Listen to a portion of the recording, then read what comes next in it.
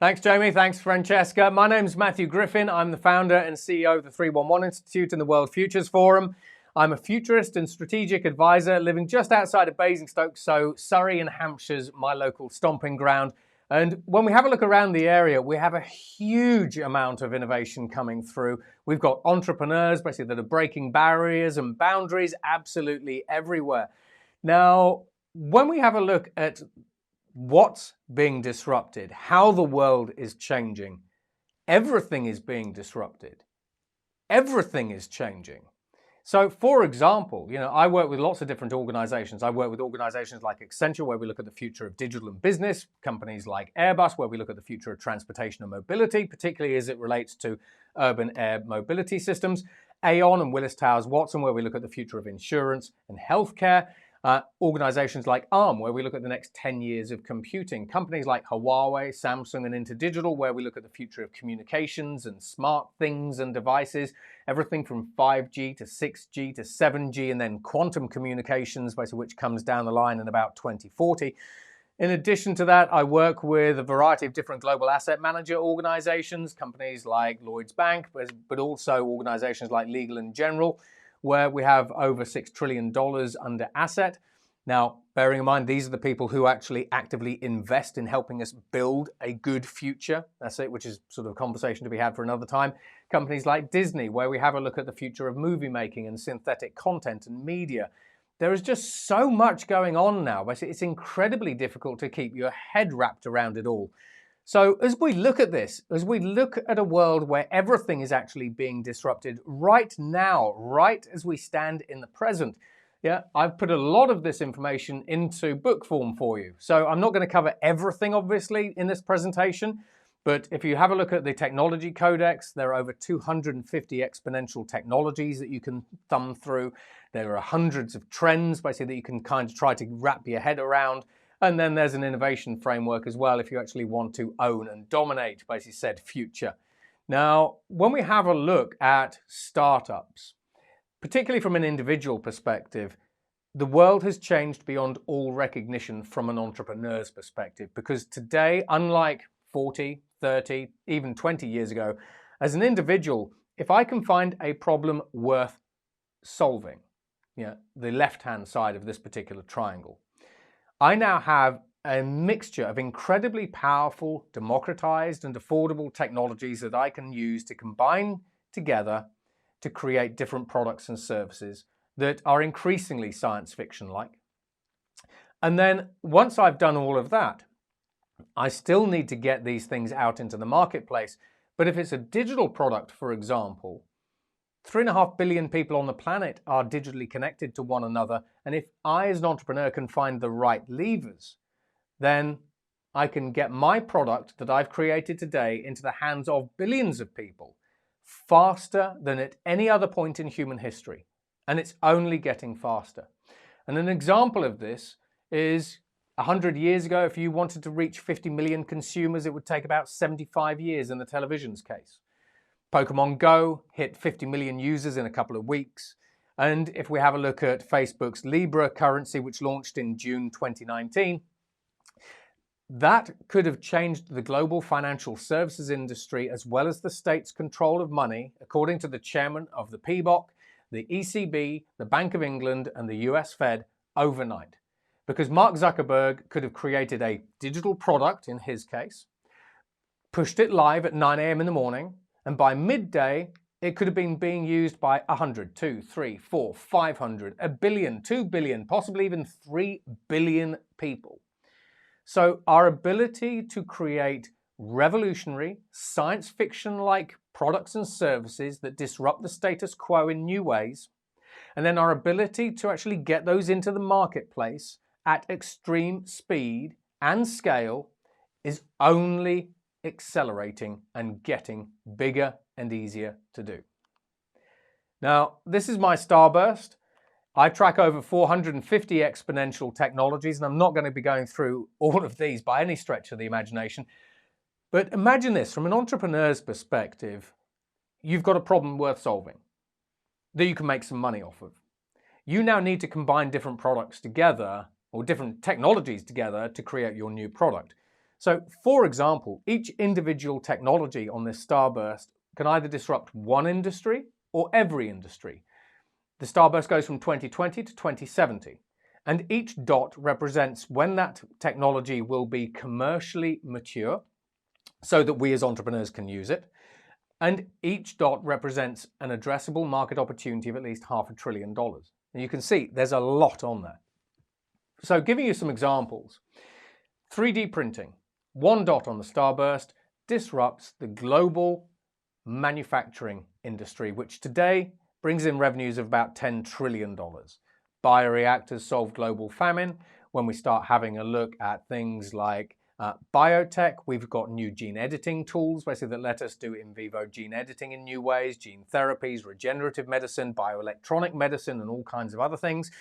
From a communications perspective, we've got 5G, 6G coming along in 2030. We've also got low Earth orbit platforms, as well as pseudo satellites coming through, as well as fast fiber. When we start having a look at computing, basically we have quantum computers that are billions of times faster at doing particular things like optimization problems, faster than the traditional supercomputers we would be using up at the Department of Energy, for example, with supercomputers like Summit. We have neuromorphic computers coming through that could pack the power of the world's most powerful supercomputer onto your fingernail. That's it, and it could be powered with a AA battery. So that's kind of crazy stuff.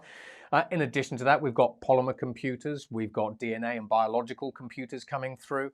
So some of the DNA computers that have already been designed, if you have a DNA computer that is about the size of a third of a test tube, then calculations are telling us that it will have more computational power than every single computer on the planet today.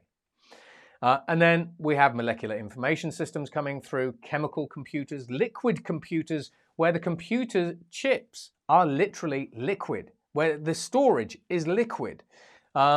It's insane. And then when we start having a look at things like materials, we have self-healing materials coming through, metamaterials. If you want to create a Harry Potter invisibility cloak, you use a metamaterial, and we've done that.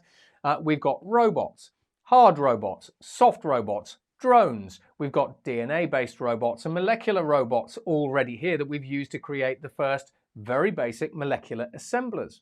In addition to that, when we have a look at security, we've got the Morpheus computer chip type platforms, where the computer chip reconfigures itself 50 times a millisecond. So if it is hacked, millionths of a millisecond later, it's reconfigured itself.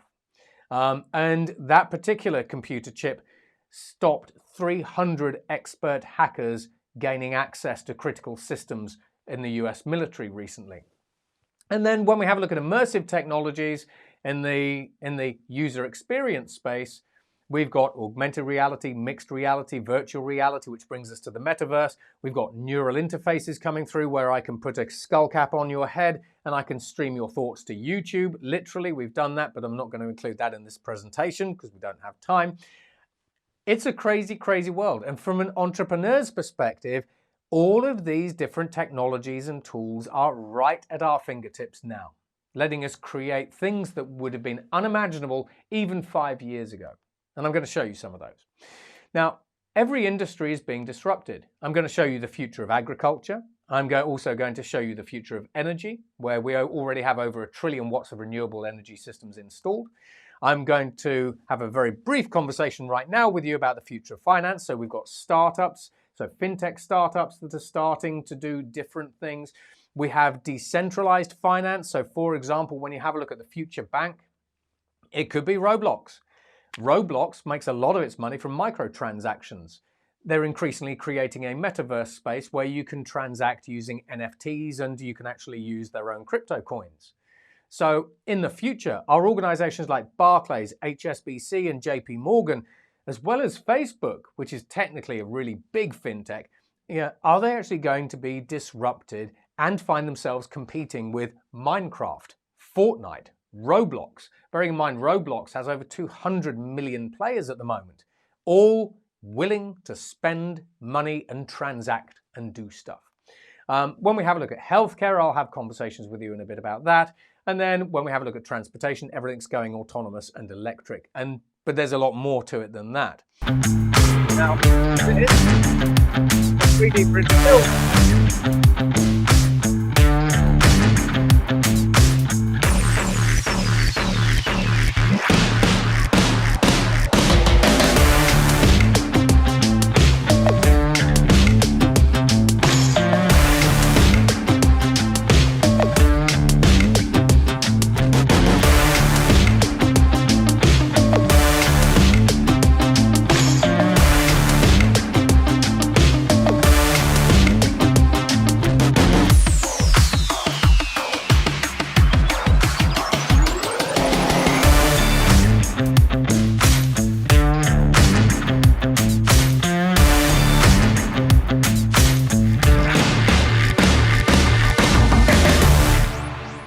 Now, that robotic technology I showed you there is interesting because on the one hand, it disrupts the global construction industry. Secondly, it lets us 3D print buildings 90% faster than we can build a traditional building in a traditional way. Thirdly, we can do it 95% cheaper, and that's today, bearing in mind all these technologies as it improve in performance, but also reducing cost. So we've used that particular technology to build villages in the US and communities in Mexico, as well as individual buildings basically across the Middle East, as well as North Europe, as well as China. And in around 2023 to 2025, Dubai want to use those same technologies to help them 3D print an 11-story skyscraper. So we can print buildings in new ways, but we can also print them with new shapes. They can also be designed by artificial intelligences, as we've already seen. So that's just one slide, one technology, one industry. That's how that's changing. Now, when we start having a look at some of the sectors specifically, and we're going to go through agriculture, we're going to go through artificial intelligence, we're going to go through energy, transportation, healthcare, that kind of stuff. Agriculture is being disrupted. Now, in the UK alone, we've seen a 19% decrease in oat yields, 19% decrease in orchard yields, so apples and so on and so forth, a 38% decrease in rapeseed yields.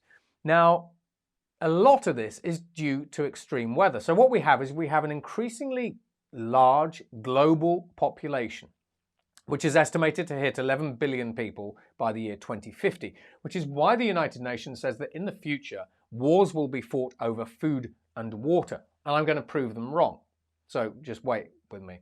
However, when we have a look at the UK's DEFRA, which is a government department in the UK, basically looks after rural affairs and agriculture, 90% of all crops that are being destroyed and damaged today are being destroyed and damaged by extreme weather. So we have a growing population, so we need more food, so more land area, more cattle, more cows, all that kind of stuff, against the backdrop of extreme weather, which is getting worse, which is actually undoing a lot of the progress that we're trying to do.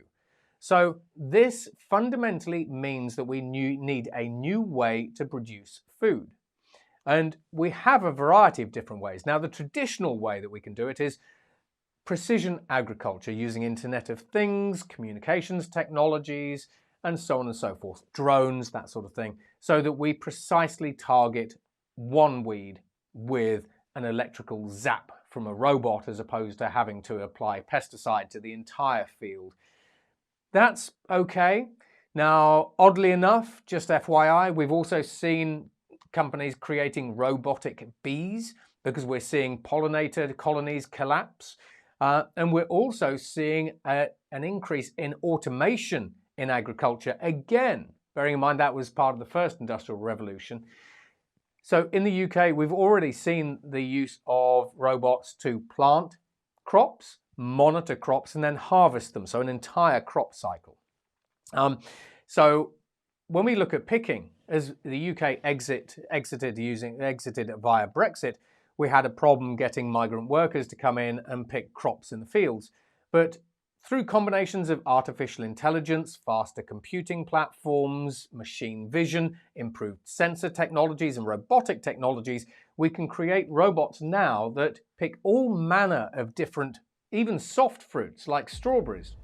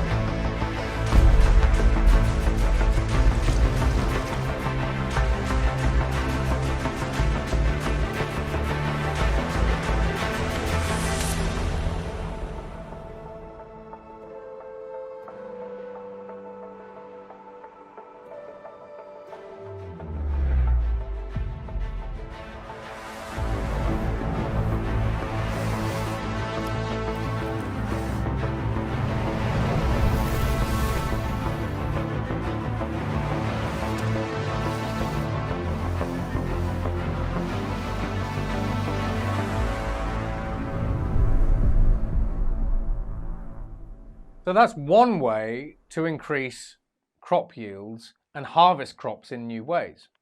But we have other ways. Vertical farms. We're seeing the explosion of vertical farm infrastructure throughout the world. Ocado in the UK have recently invested £17 million basically in vertical farms, which allow them to grow crops in their own warehouses. We've seen the same with Walmart, with Amazon, and so on and so forth. Now, not only do these technologies disintermediate traditional farmers, they actually offer traditional farming communities new ways to generate new kinds of revenue streams. So I was recently in California where we were having conversations with some of the communities over in Santa Barbara, and the Californian farming industry, for example, generates $55 billion worth of income for the state. Now, we're seeing, just as we see in the UK, we're seeing extreme weather taking its toll basically on crops, and we're seeing more crops being laid fallow. So these particular vertical farm technologies are quite interesting because on the one hand, they can be fully autonomous, as we see with Inox, where we have robots that, again, as I mentioned, basically with the UK example, that plant the seeds, monitor the seeds, and then harvest the resulting crops. We have organic crops because these are grown in warehouses, so we don't need herbicides, pesticides, or chemicals at all. They are closed systems as well, which means that we can use renewable energy sources to generate the electricities for the LED lights within these farms. But crucially, we can recycle the water. Now, globally, farming accounts for over 70% of all fresh water use. So we can eliminate 95% of agriculture's need to draw potable water sources, or water from potable sources. But we can get that figure down to 100%. Even better though, these vertical farms produce 8 times the crop yields of traditional farms in very little space, but they do it guaranteed. So if you remember, more of our crops are being destroyed everywhere by extreme weather. The only thing that can take out a vertical farm is a tornado or a hurricane. It's very easy to protect a warehouse, for example, from flooding and so on and so forth, or drought. These are contained systems that you can put outside of any city. KFC are looking at using these, McDonald's are looking to use these because we no longer need to transport food basically from Spain to the UK. We can just simply have a vertical farm based out of Basingstoke, and that can be serving all of the communities in Basingstoke with fresh green lettuces and other tier 3 crops. And when we start having a look at other sources of water, increasingly we can use new technologies to draw water directly out of the air. So if you put this onto the top of a vertical farm, you can extract water from the air, which means you now no longer have to extract any water from ground sources. So you eliminate water from potable sources by 100% using this technology.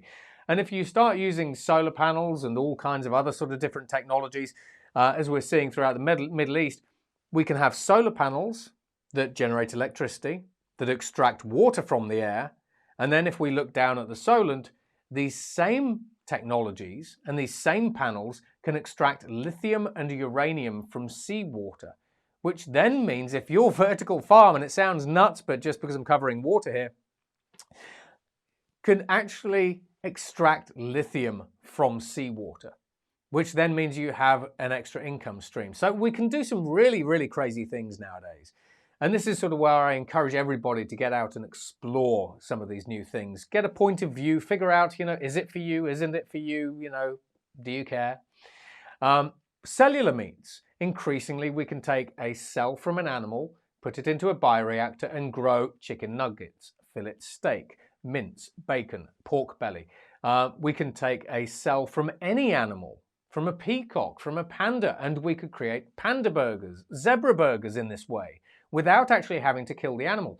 These resulting products are hormone-free. They are sustainable. We have no cows, basically, that are belching methane into our atmosphere and exacerbating climate change, for example. When we have a look at biosafety, we've seen some of the Chinese swine herds being wiped out by swine flu, chickens being wiped out by HN5.1 bird flu. You don't have that same issue if you are taking a cell from an animal and growing it in a laboratory-like environment, similar to vertical farms. And again, like vertical farms, it's guaranteed supply of protein to an increasingly rapidly growing middle class. And this is how it works. Meet Ian the chicken. It's from Just Foods. We've all been there, right? In the grocery store. Oh, I'll just buy this meat. And there it is. And all we have to do is buy it. We don't have to think about what it took to make that chicken in that nice packaging. But the reality of the way that it came about, it's incredibly unsustainable. And that's one of the biggest problems facing humanity right now. But we figured out a way to solve it.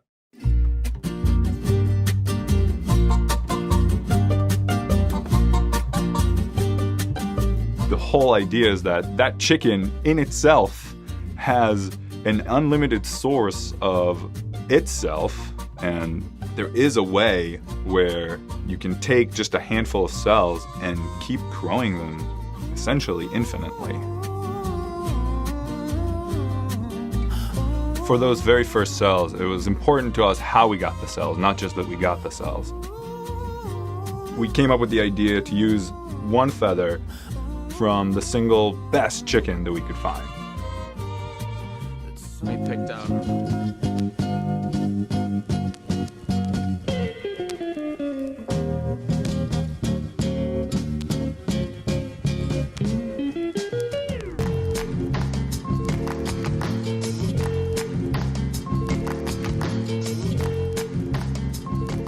The first thing we need to do is we need to identify a cell that we are going to use as the basic starter material. And then what we need to do is find a food for it to grow in. So we have to identify the right set of nutrients that will cause the cells to multiply, but not just multiply, but do so quickly and into high densities.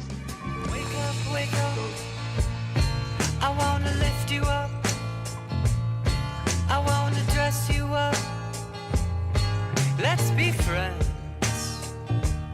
It was an out-of-body experience to sit there and eat a chicken, but have the chicken that you're eating running around in front of you. You don't imagine doing something like that. So traditionally, if we'd wanted chicken nuggets, we'd have had to kill Ian the chicken. But there, we took a cell from Ian the chicken, put it into a bioreactor, ate chicken nuggets, while Ian the chicken ate grass and bugs and whatever else chickens eat, grain. Now, when we have a look at this new trend, this trend is called cellular agriculture, where you take a cell from something to grow something else. We've applied this same technology to coffee. And allegedly, the coffee that we've produced is better than Starbucks. We can also create cellular dairy, so that is milk, eggs, whey, soy, and all sorts of other products as well. We can also use it to create protein. So in this case, we actually use bacteria, combine them with air and electricity, and create protein. We can also use these same techniques to create any kind of animal product. So for example, leather.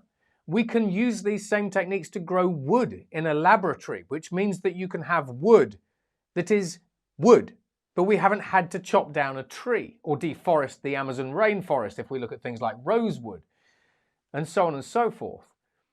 And then when we have a look at things like protein-based meats, we can create tasty, tasty kebabs. Now, when we start having a look at artificial intelligence, there's lots of things happening here. So firstly, we all live in the algorithmic society where artificial narrow intelligence is increasingly steering and influencing the direction of our lives, our friendships, our relationships, our behaviors, our opinions, and everything else. So today we already have artificial intelligences that are approving your loans, authenticating you and your information, controlling your home, creating content, creating products, finding your partner, helping you get rid of your partner if we're talking about robo-lawyers, for example, recommending products by shaping your views because of the news feeds that they are showing you and shoving in front of your face. So if artificial narrow intelligence is already having such a dramatic impact on human behaviors and human society, imagine what happens when we get to AGI in 2035 and ASI in about 2045 to 2049. That's it. That is literally a game-changing moment in human history, in the future, obviously. Now, most artificial intelligences today, particularly when we have a look at them from a conversational artificial intelligence perspective, in other words, being able to talk and have a conversation with an AI like you do a human, they're at about the 4-year-old level. However, increasingly, we've always been told that artificial intelligence could never make products. It could never be creative. But it is making products and it is being creative, and I'll show you how in a moment. So we have Airbus, who are using artificial intelligence to help them design the A330neo. In Silico, who used artificial intelligence to help them design 30,000 new drugs in 21 days, which would have been an unheard of feat even 5 years ago. Artificial intelligences are being used by NASA to create new lunar vehicles, and we have Under Armour using artificial intelligence, as well as Amazon using artificial intelligence to design and create new clothes like this, the Architect sneaker. So the Architect sneaker was designed by an artificial intelligence at Under Armour. It's 3D printable, so day 1, the AI created the sneaker. Day 2, it 3D printed it. Now, ordinarily, when we talk about that speed of change, especially from an entrepreneur's perspective and a societal perspective, get your head around this. It would normally take people about 18 months, like Under Armour, 18 months to go from product concept to product on the shelf. In Under Armour's case, it took them now 2 days. Toyota would normally take 2 years to design a new electric vehicle battery. Using artificial intelligence, it took them 2 weeks. Google would normally take years to design a new artificial intelligence computer chip. Ironically, artificial intelligence designed a new artificial intelligence computer chip, which would then let it run faster and faster, etc., etc. So the continuous loop in just a matter of days. And the experts at Google were stunned. We have AIs creating new AIs, designing new AIs that are 30% more performant than anything human experts can put together, and so on and so forth. Even the COVID vaccine was partly designed by an artificial intelligence on a supercomputer, and it did it in about 3 months, bearing in mind we were sort of trying to grapple with things at the time. Step back a couple of years, it would have taken between 5 to 10 years to create that same vaccine. Bearing in mind that the vaccines that were created were mRNA, a completely new kind of vaccine, relatively unrelated to any other kind of vaccine in history. And that opens up a whole new front in healthcare, by the way, but that's a different conversation. We've also got artificial intelligences creating content. So this is a trend known as synthetic content. So we have AIs creating music. Those pop stars have now been signed up by Warner and Sony. We have AIs from NVIDIA creating games and videos. We have AIs from OpenAI doing the same, creating games and videos and all that sort of stuff, as well as Google and DeepMind. We also have artificial intelligences at Springer that are writing books. And this is before we start talking about deep fakes or artificial intelligence creating text content, article content, even virtual reality worlds, as we're seeing with NVIDIA, where we can increasingly use artificial intelligence to develop relatively basic metaverse constructs that we can then move around in, or we can train products within. It's insane. However, one of the misconceptions is that in the future, artificial intelligence will need more and more data, which is why people talk about China's advantage, because they have access to lots and lots of data. Artificial intelligence in the future will actually need less data, and the reason why it will need that is because it can do more with less, and actually we see zero-shot learning, near zero-shot learning coming through as well from companies, ironically, like Alibaba, OpenAI, Microsoft, Google, and the usual suspects. So, for example, with Google and DeepMind, they had an artificial intelligence that read the rules of chess, and then it learned how to play chess. That was all it had, just the rules of chess, nothing else. It didn't watch millions of games on YouTube and try to figure out the best strategy and everything else. After 4 hours, that DeepMind artificial intelligence had learned chess to an expert level, along with a whole variety of other board games and all kinds of other things. So in the future, we need less training data for artificial intelligence, not more. But as artificial intelligence starts being able to learn new things with less data using these kind of zero-shot constructs, it starts making its own knowledge. And that's exactly what Google DeepMind's AI did when it was trying to figure out how to play chess. It's exactly the same when we start having a look at using virtual reality to design new drugs. Humans learn in one way, AIs learn in another way. So while we look at the universe in this way, an AI will look at a problem or the universe in a completely different way. So it will actually come up with answers that we might not have thought of before. And even to the point that artificial intelligence recently solved one of the world's hardest maths problems that has been flummoxing people for a century. It's now managed to create 3D simulations of every single known protein on Earth, which transforms healthcare for a whole variety of different reasons, including drugs, drug treatments, so on and so forth. When artificial intelligence makes its own knowledge, we get into some really interesting spaces, because on the one hand, we're seeing artificial intelligence now starting to coach humans. Ironically, in empathy, as we're starting to see with MetLife over in the US with their call center agents. But the AIs that have beaten a lot of human expert gamers in games like Dota 2, StarCraft, as well as Go, as well as chess, are now starting to coach esports gamers how to be better gamers. So game theory, game strategy, all that kind of stuff. And that's courtesy of companies like Falcon AI, if you want to go and look them up. We also have the Centaur principle. So the Centaur principle is where a human worker is tag teamed with an artificial intelligence. So a human worker would maybe see a problem in one way. The human worker could then ask the AI, how would you solve this problem? And the two work together in a symbiotic relationship. This is partly automating the stack, but this is a new future of work that we open up. Bearing in mind that we always talk about automation and all that sort of stuff, and AI is coming to take our jobs.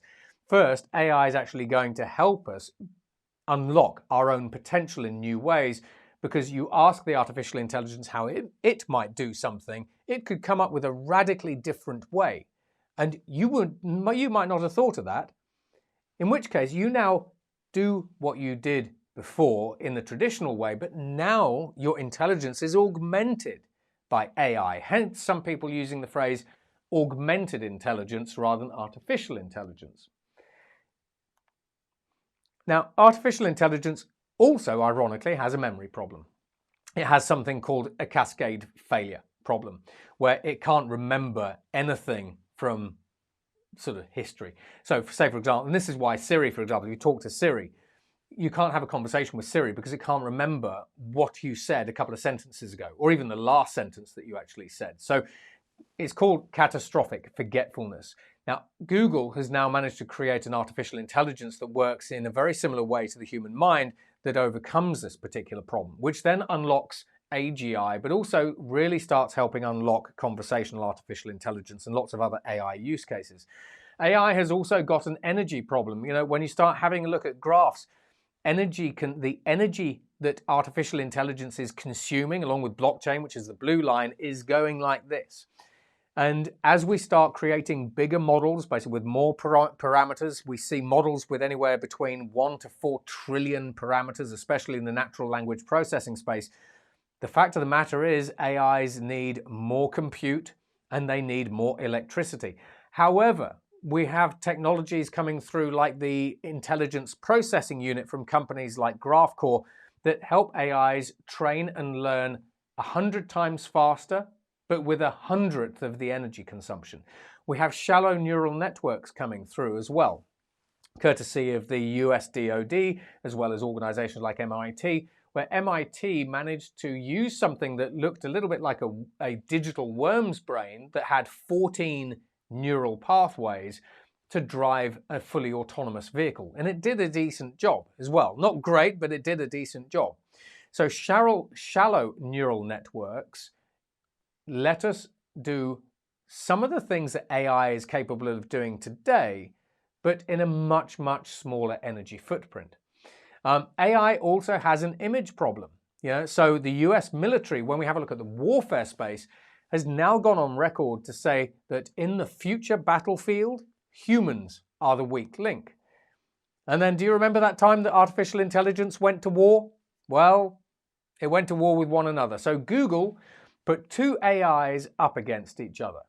So both AIs had to get as many apples as they could in a simulation. One AI had access to a lot of computer resources. The other AI didn't. The AI with access to a lot of computer resources ended up literally killing the other artificial intelligence. And Google said, even though we don't really want to put an emotion to the artificial intelligence, if we had to tie a human emotion to what it just did, it was aggressive. So this is sort of where we then start having a look at what happens when all of these different artificial intelligences that we are embedding into the digital fabric of our society start having a go at each other.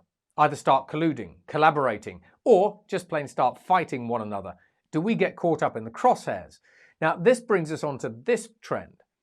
It means that from an artificial intelligence perspective, we need to create something called containment algorithms. So that means that when an artificial intelligence starts doing something that it shouldn't, we can contain it, hence the word. Now, we can also kind of put another name to this, kill switches. Google have actually tried to create a couple of artificial intelligence kill switches to try to kill artificial intelligences that go rogue. And in some cases, in fact, most cases, so far, it's not really worked. But then as we start having a look to a future that is increasingly dominated by artificial intelligence, we need explainable artificial intelligence because we need to understand why did the AI make that healthcare treatment suggestion? Why did that artificial intelligence in the battle theater kill that person over there? Why did that artificial intelligence in the stock system or the financial services system buy that stock or sell that stock? So when we have a look at explainable artificial intelligence, we've got organizations or universities like Carnegie Mellon, we've got MIT, as well as NVIDIA and others actually creating some really quite interesting things. But this is where we can say, well, why did you buy that particular stock? And it will, like a human, go through the list of reasons. Well, I saw the stock was trending upwards, I saw these market factors moving and all that sort of stuff. So explainable AI is absolutely critical to helping us create a more transparent, ethical, and unbiased and equitable society. And there's also this. I'd say one more thing, but actually technically it's three more things. So we've already created the future of artificial intelligence. And the future of artificial intelligence is not binary. It's DNA based. We created a neural network out of DNA. It had 264 nodes and it can do basic maths. We've also 3D printed artificial intelligences using a 3D printer. That's called a diffractive artificial intelligence. And we did that over in the US. But then when we start having a look at the future of AI, we talk about ANI, AGI, as well as ASI. We are already developing quantum computers that are able to run quantum computer artificial intelligence in terms of machine learning and deep neural networks.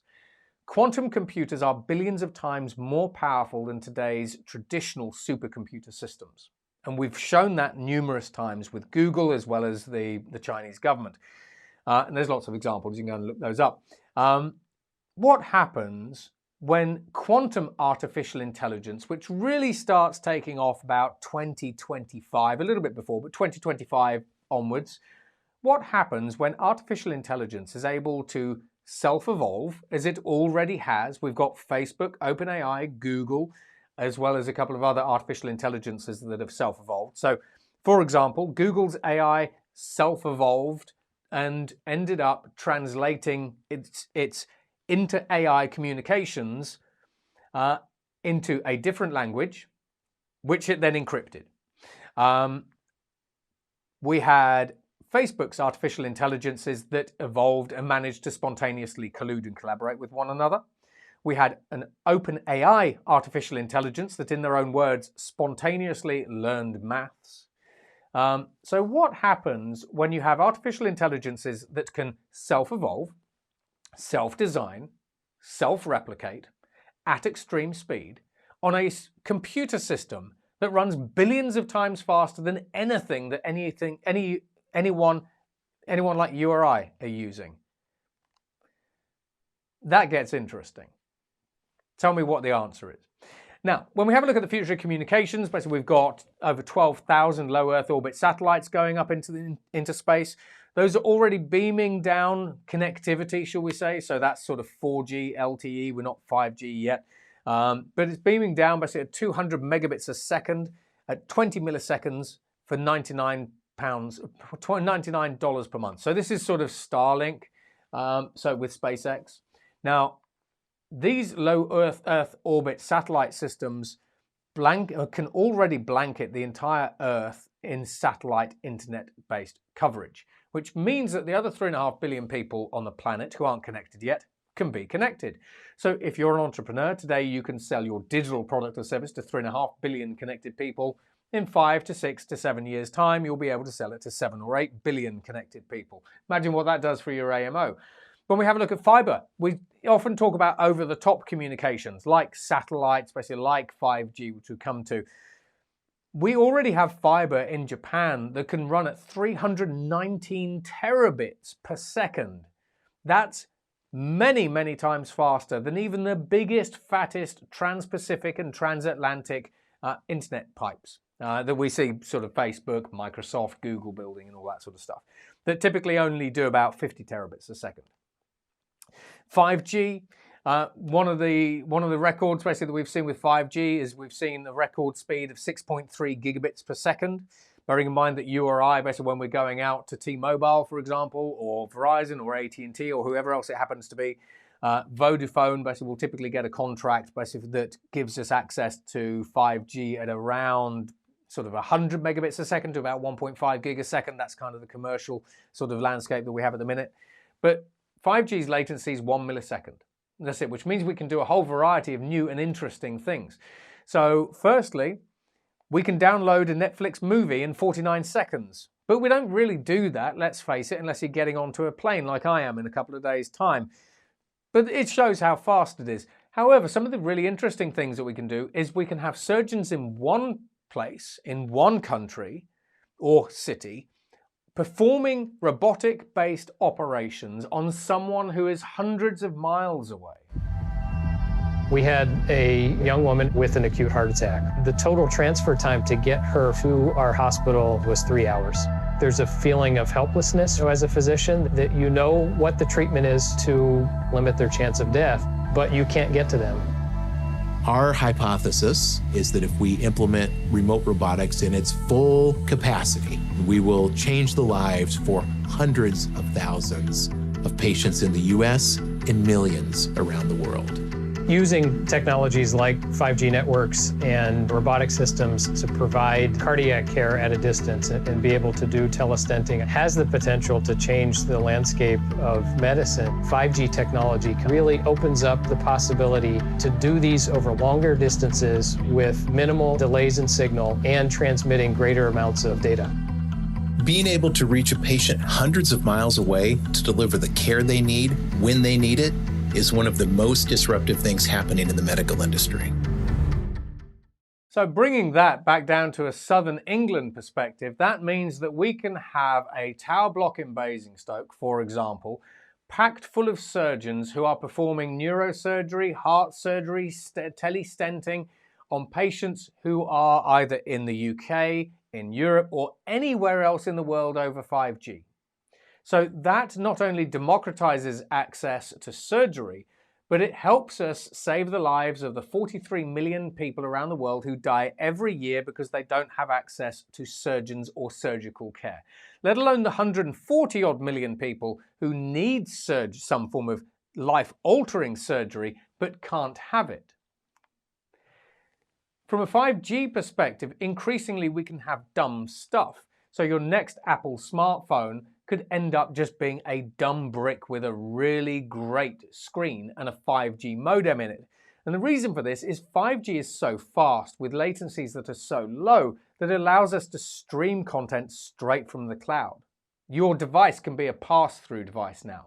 Even virtual reality goggles basically can end up being just completely dumb. And when we have a look at the future of devices, the big bulky virtual reality headsets that we see today, like the ones like the Oculus Quest 2, for example, we already see a point in time in the next couple of years where virtual reality headsets will be nothing more than a pair of virtual reality sunglasses, let alone when we have a look at augmented reality glasses and all that sort of stuff as well. But when we have a look at what we can do with virtual reality, for example, and 5G, we're already using these technologies to treat chronic pain. So we put people into a virtual environment, and we've been able to show in the US that their chronic pain reduces by about 30%. In addition to that, we've also used virtual reality and 5G to help legally blind people see, because the cameras on the front of the virtual reality headset can see the world as you or I do. But for a blind person, they might actually have particular occlusions and problems basically with their vision. Virtual reality headsets can then suddenly change the displays so those people see things in the way that their eyes are now accustomed to. So we have literally let legally blind people regain their sight using virtual reality headsets, which is, again, nuts. And that's before we even go anywhere near virtual reality in the metaverse. When we have a look at laptops, increasingly, I could get rid of my laptop or my tablet. I could just don my pair of augmented reality glasses or virtual reality glasses, and all of a sudden, I'm in the office.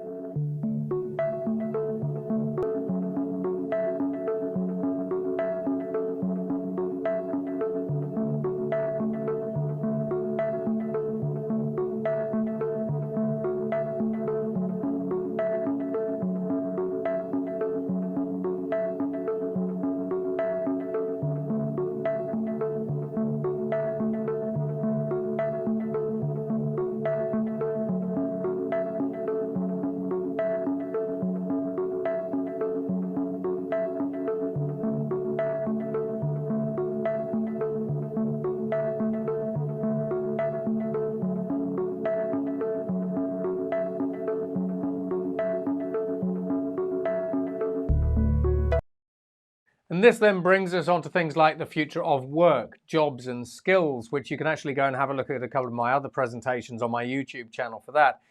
Now, in addition to that, we can start using a mixture of 5G technology, augmented reality glasses, and those artificial intelligence coaches that I mentioned when you're going skiing. So when you're going down that mogul run, using 5G, we can stream that information back to the cloud. You can then use your Oakley glasses to see the perfect line, and you can have an artificial intelligence coach in your ear saying, bend slightly more, because we can detect your posture using sensors and all that sort of stuff. So we open up a whole raft of new opportunities just by combining all these different products and services and things together. And then from a city perspective, we end up with this kind of collective spatial intelligence, because all the different sensors in an environment can see one another, talk to one another. They can see that car that is traveling along that street that can't see the pedestrian around the corner that just ran out into the middle of the road is moving in one way and might go around the corner, and it can suddenly alert that autonomous vehicle. So increasingly we have this concept of not only the invisible city, but if you're in Seoul, Korea, basically Seoul want to turn their smart city into the world's first metaverse-based smart city, which is an entirely different conversation. Now, when we start having a look at things like energy, we are entering the Cambrian era of energy. Basically, we have all manner of new energy technologies coming through. We've got hydrogen, we've got renewables, We have 3D printed lithium ion batteries. We have bio batteries. We've got biofuels. We have wireless energy transmission that allows us to transmit energy at the megawatt scale from where I am kilometers away from me, which is very useful if you're in the Philippines. And I was speaking to the Philippines government recently about that particular technology. We've also got nuclear, so we can 3D print mini nuclear reactors, as we've done at the Department of Energy in the USA, complete with nuclear core. So nuclear will increasingly be part of the future energy mix as we try to wean ourselves off of fossil fuels. Now, when we have a look at solar, just sort of zeroing in on solar, solar is now the cheapest form of electricity generation in over 60 countries. We can generate electricity at about $20 per megawatt hour, or on average 40 to 60, depending on the country that you're in, which makes it, according to the IEA, the cheapest form of electricity generation in history, which then means fossil fuels are dead. Because why generate electricity from fossil fuels which generate CO2, contribute to climate change, and are actually more expensive? So solar and renewables are not only green, they are fundamentally now changing the economics of the energy industry. And at the moment, it's $20 per megawatt hour using solar panels that are 20% energy efficient. We already have solar panels prototyped that are 28, 50, 80, and 132% energy efficient. Now, when we have a look at that, for example, 28 is typically silicon and perscovite solar panels, 50 is typically a bacterial solar panel, where we use bacteria. 80 is where we use carbon nanotubes within a silicon solar panel to reclaim the heat, and 132% energy efficiency in a solar panel is where we use 3D printing to 3D print a nanophotonic material that can capture all the tiniest wavelengths of light. And that creates a type of material called black silicon. And black silicon, for every photon, every single photon that hits black silicon, it produces 1.3, you've got to round it down, 1.3 electrons. So what happens to the cost of generating electricity from solar-powered sources when we get to 28 or 50% energy efficiency? We'll see in a minute. We can also use things like black silicon, as well as some of these new solar panels and solar concentrators, to generate electricity from ambient light, from moonlight, when it's cloudy, when it's raining, when it's snowing, from whatever, which then means that in the future we will not have as much of a reliance on grid-scale storage. And as we head into the future, the cost of electricity generation is frankly going to get very, very close to zero, which from a fossil fuels economy perspective means that by 2050, it's estimated that today we're doing about 100 million barrels of oil a day. By 2050, the energy industry, the fossil fuel, the oil giants and oil majors estimate they'll be pumping about 50 million barrels, which then means they need to transition away from fossil fuels and embrace hydrogen plants and all these things that they're doing now. We have the ability to turn buildings into virtual power plants. So a virtual power plant is where we are able to use something like a peer-to-peer blockchain-based technology to aggregate together all of the individual energy generations, electricity generation sources, like solar, like wind, like lithium-ion battery, like vehicle-to-grid, like tide storage, and so on and so forth. And those energy generation systems can then be used as a boost to the grid, but they can also be used to create a virtual power plant. And in California has now actually invested in a couple of virtual power plants with companies like Tesla, which means you no longer need to build the coal-fired power station any longer, because you just aggregate together all of the different electricity generation sources, including nuclear, and you have yourself a VPP. We have autonomous grids, autonomous brokerages coming through, microgrids, and we can actually increasingly just plain disconnect ourselves from the grids. When we have a look at grid scale storage, we're used to lithium-ion batteries today, but we can also turn bricks into energy storage devices, again, courtesy of carbon nanotubes. We can also use ice. So there is now an Israeli startup that is now in 69 different countries. They have over 200 installations where they use the excess electricity generated from renewables and actually use it to freeze water, and then that is used to cool the HVAC systems in buildings and so on and so forth. So there's a huge amount of energy innovation coming through in unexpected ways as well.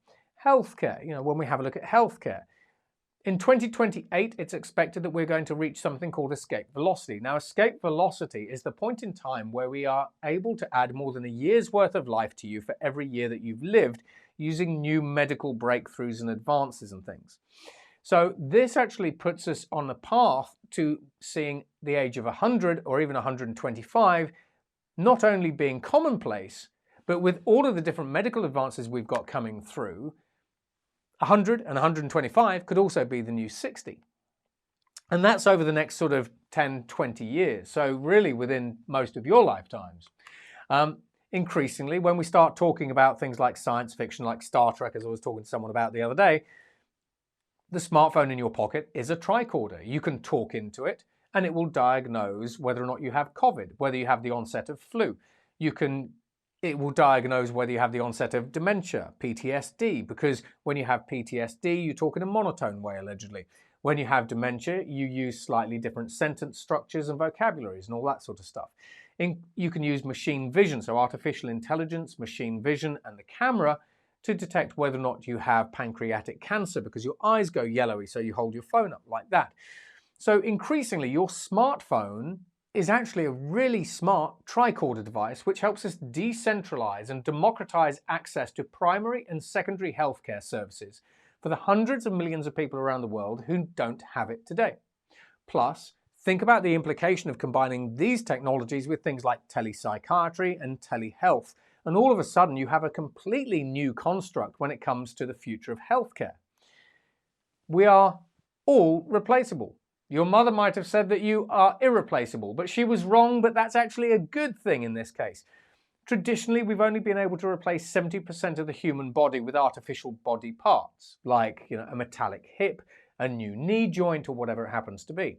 But increasingly, we can 3D print human hearts, bones, skin, cartilage, muscle tissue, brain tissue, all kinds of different human body parts, which means that in about 10 years' time, from a heart perspective, startups in Israel who have 3D printed a miniature human heart that works, that beats, you could go into hospital in 10 years' time having had a heart attack. They've already got your pluripotent stem cells on record. Before you arrive, they've 3D printed you out a new human heart. They transplant it into you. It's made from your own stem cells and DNA and all that kind of stuff, which means there's no fear of rejection, and then off you go.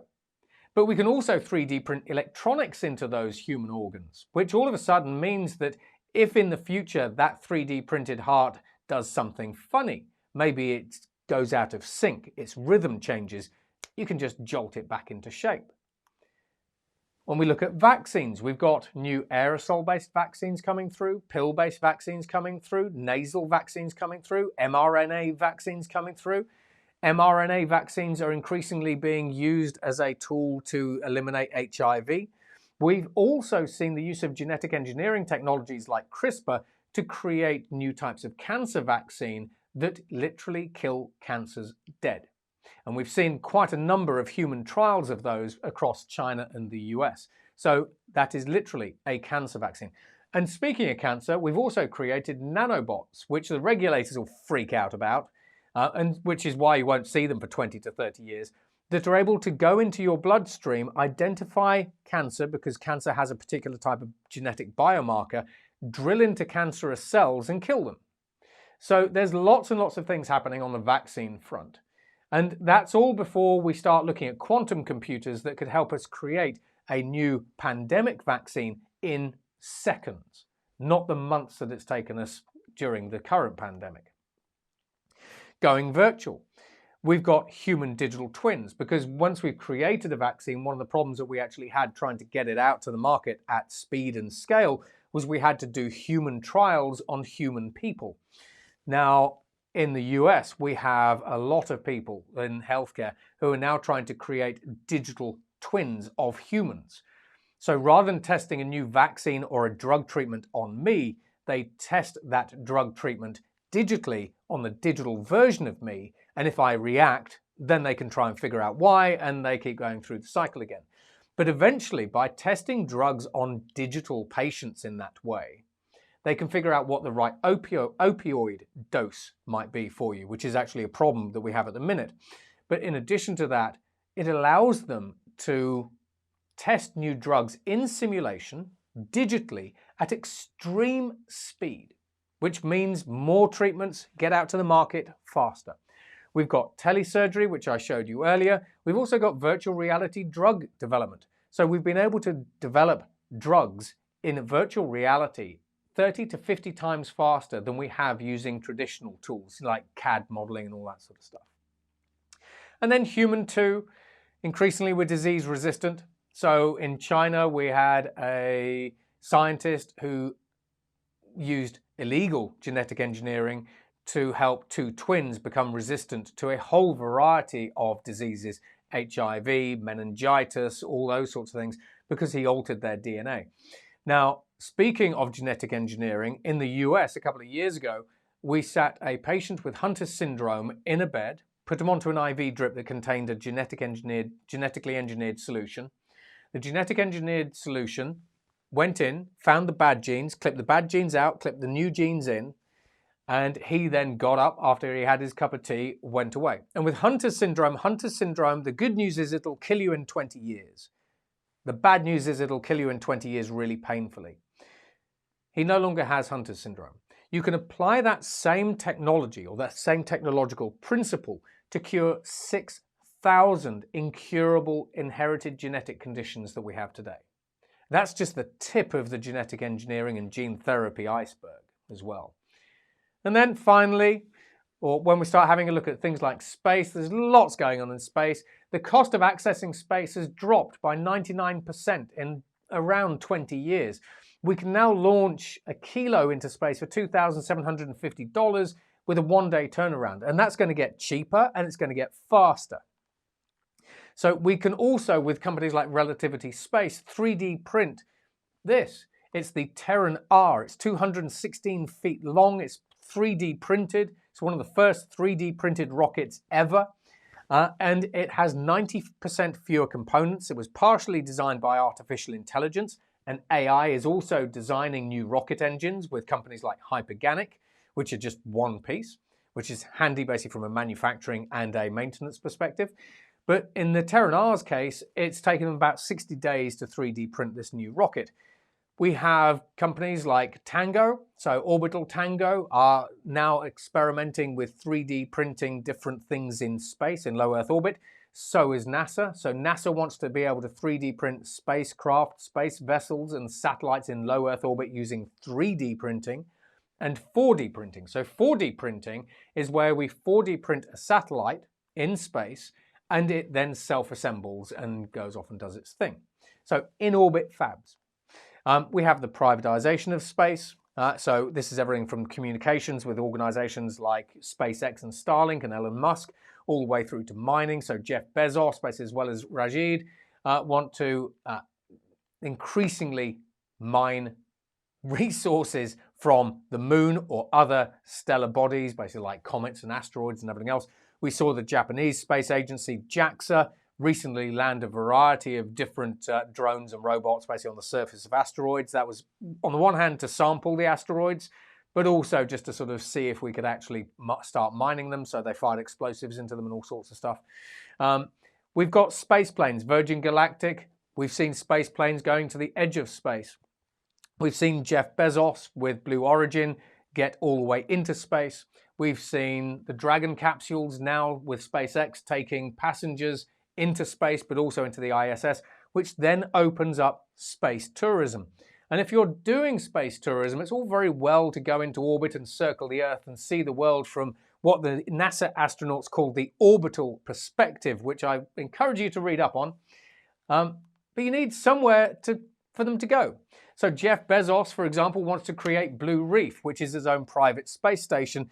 But we are already seeing companies like Axiom, Orion Span, drafting plans to create their own space hotels. And they want to launch those really sort of about 2025.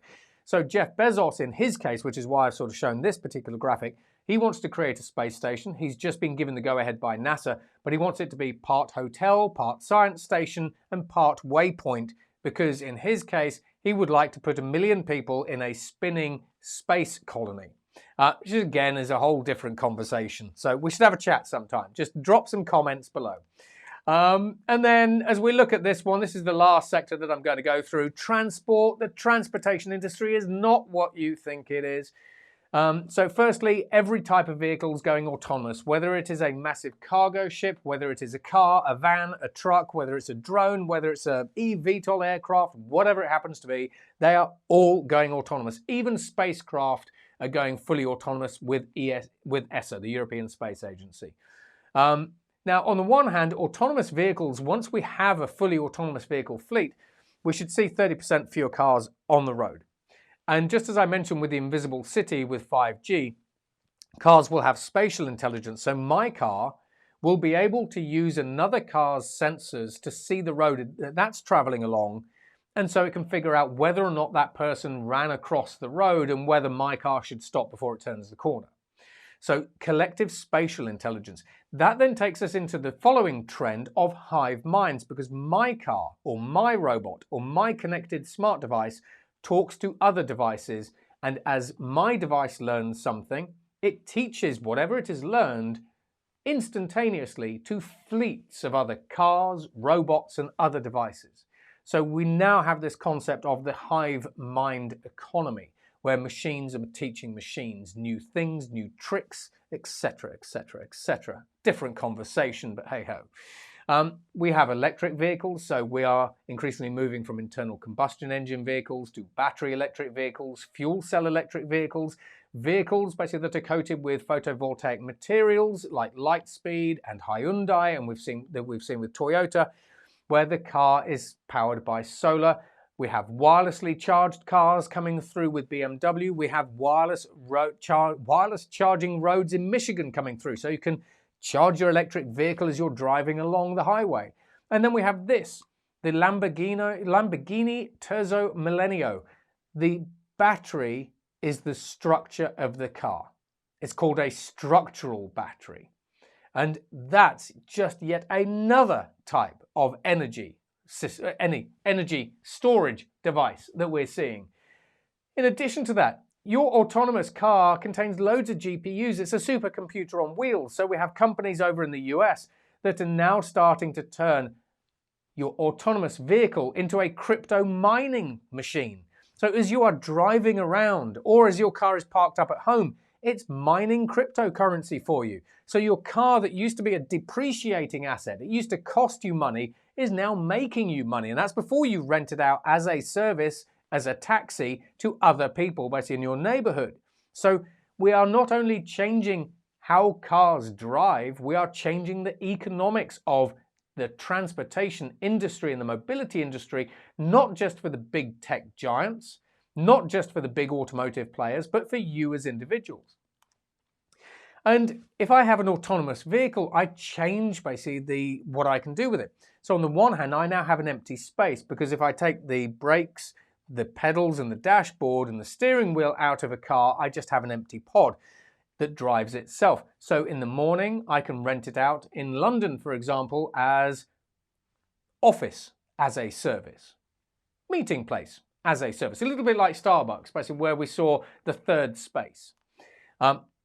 If I combine it with trends that we're seeing in the retail space, like Amazon Go, I can do this. I can provide it as a cashierless shop as a service. And because it's a blank space, I could do this, as we sort of see with Citroën. Sauna as a service. If you haven't got space for a sauna in your own home, you could just call one up, like an Uber, and you have a sauna arrive outside of your house. You get in, use it, you pay, it goes off to the next person. Hopefully it cleans itself as well. And we do actually have some cleaning robots thanks to COVID. But when we have a look at trains, so increasingly we have things like this, Hyperloops, from HTT, Virgin Hyperloop, as well as Zeleros. So we have trains in vacuum tunnels that are able to move at about 700 miles per hour.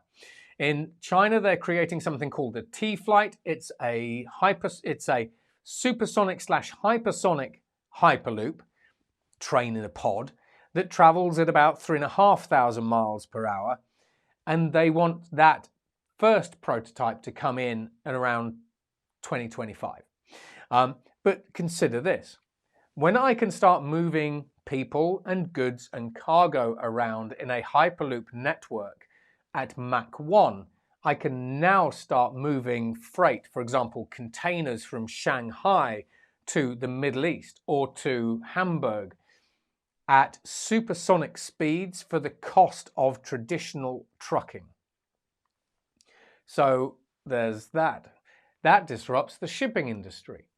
We have flying cars, but are these really flying cars, basically, or are they mini aircraft? And this is where I think a lot of aircraft manufacturers are missing a trick, because eventually these eVTOLs, these flying cars, basically they're really big drones that just take a number of different passengers, whether it's 2 or, in one startup's case, 40 passengers in a flying drone.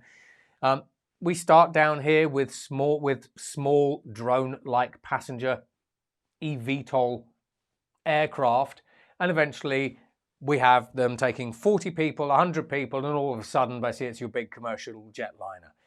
So in the UK, we have companies already starting to build out the first vertiports for these eVTOLs. And actually, Heathrow in 2025 wants to become the UK's first eVTOL transport hub, which means that we can get from Heathrow to the centre of London within about 12 minutes. We don't have to use a cab. So we disrupt taxis.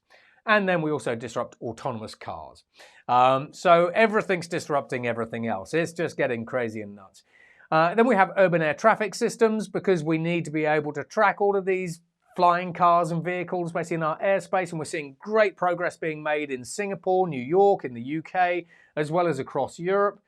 And then we have the comeback of supersonic aircraft. We've got aircraft like Boom, but this one I'm showing you here is the X-37B. It's NASA, and it's made by NASA and Lockheed Martin. And what's unique about this is, when we have a look at the Concorde back from the 1980s, one of the biggest problems that we had with Concorde was the regulators wouldn't let it fly over land because it made a big supersonic boom. So if you look at this aircraft, it's got a long nose. This is a supersonic aircraft without the supersonic boom, which means it can go supersonic everywhere, which is why lots of airline companies are now buying it and really interested in it. But then we also have this, the Hermes. So what you're looking at here, the USAF has placed a memorandum of understanding for 2 of these. This is the Future Presidential Air Force One. So this one can do Mach 5, but Hermes, along with others, already have something called an oblique detonation engine, which will allow these types of aircraft to travel at Mach 17. Now that means we can move from one side of the planet to the other faster than we've ever been able to do it before, or at least that is until this next thing comes through.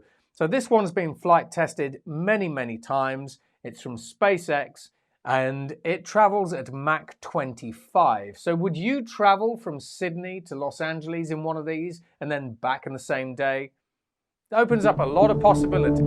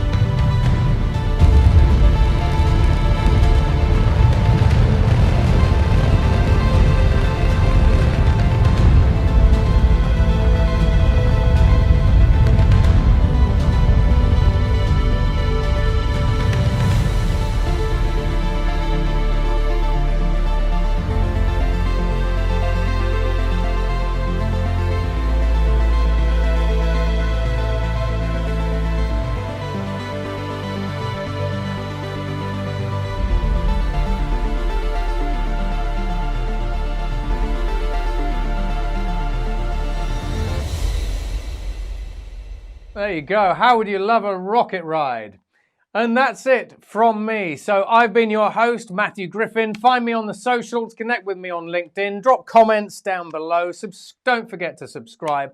That's it. I'm a futurist. This is the world that I live in, and increasingly, this is the world that you live in. So thank you for watching. Goodbye and good night. Take care. Goodbye.